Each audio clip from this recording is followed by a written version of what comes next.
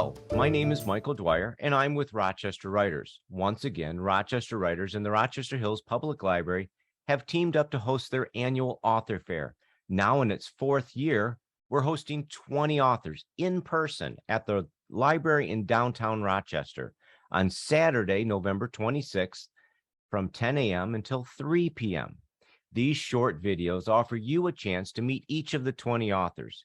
And right now, we're meeting Catherine Ulrich Brakefield. Did I get that right, Catherine?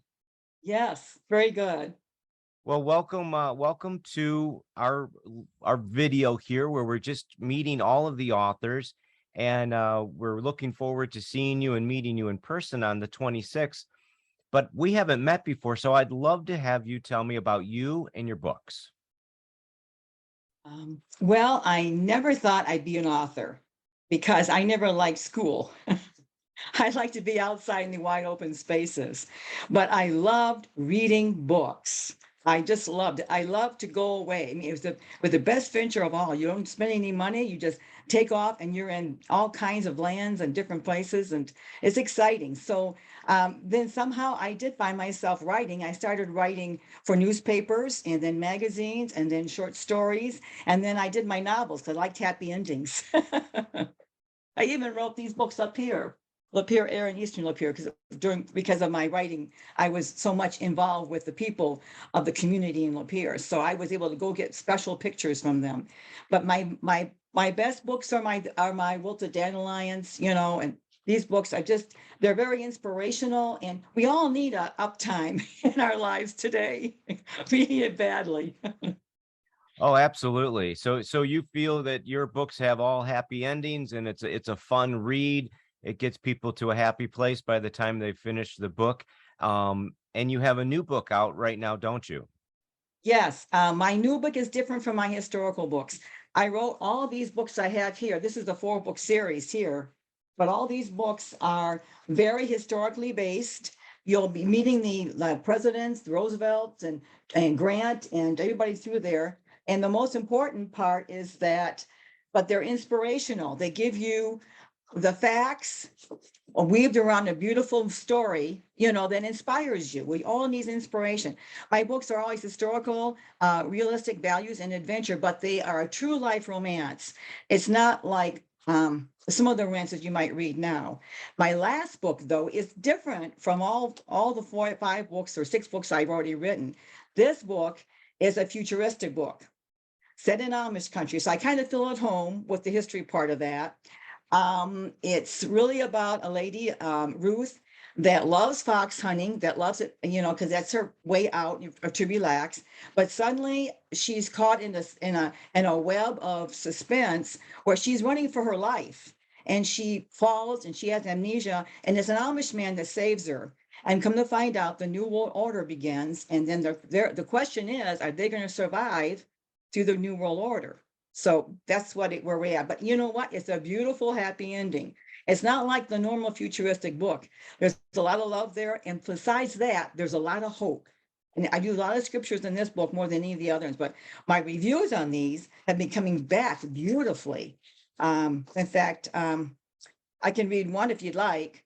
Sure, go ahead. Okay, in Love's Final Sunrise, an amazing, well-written read. You're a warrior for the word. I've never read a book like this. The Amish setting is perfect for the futuristic storyline. So she was swept up by it. And I have some people saying, oh, I don't know if I want to read it. It's scary. But you know what? It's all how you put something. There's always hope in every situation. Even in, for instance, in Swept into Destiny, I did a whole lot of research on that book, because of the fact that the 4-book series is based on my grandmother. She lived with me for 12 years. And her stories really got my imaginations going, because I never dreamt what they did back then, that most of the Southerners did not want to join in the Civil War. They didn't want to separate from the Union. They did it out of loyalty to their kindred. That's the problem. That's things that you don't always know about. And one person wrote, Brakefield writes a story with the same floors as Margaret Mitchell and Louisiana Alcott.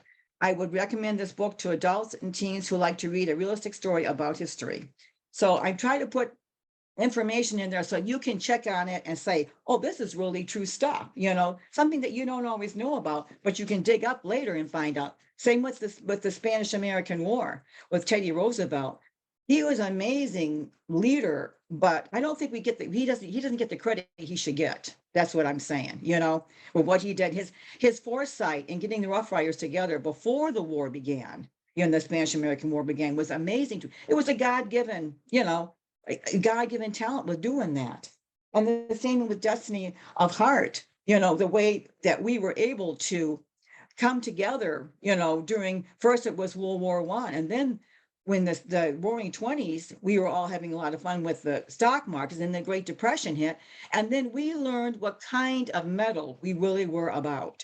And there's a lot of true stories in here, which my grandmother retold to me, which is kind of cool, And the last book, amazing, I thought The Greatest Generation, it was a piece of cake for them to win World War II. Well, they weren't prepared like Nazis, the Nazis were, or the Japan kamikazes. They were kicking up their heels. They finally got done with the Great Depression, showing apples on street corners, being barefoot, selling newspapers to give it all to their families in the end. So everyone, you see how the family does together. They were ready for a break. And then here comes World War II, and then the European people thought that we were just nothing but a bunch of playboys. My dad kept great records. He had everything written down. And some of the newspaper articles he kept, I was flabbergasted by the editorials. It's amazing. History as we know it is not like one president said, the best part of history is the one you never heard about. And that's what our ancestors have.